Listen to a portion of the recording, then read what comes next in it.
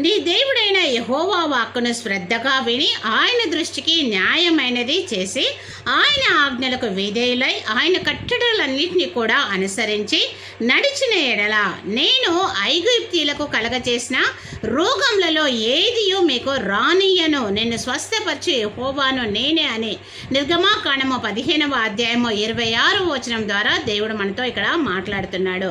మనము దేవుని యొక్క ఆజ్ఞలను జాగ్రత్తగా వినడము వలన, అదేవిధంగా పాటించడము వలన వచ్చేటువంటి ఆశీర్వాదాల గురించి దేవుడు ఇక్కడ మనతో మాట్లాడుతున్నాడు. ఐగుప్తులకు కలిగినటువంటి రోగాలను దేవుడు ఇశ్రాయేలీయులకు రానియను అని, వారిని నేను స్వస్థపరుస్తాను అని దేవుడు ఇక్కడ వాగ్దానము చేస్తున్నాడు.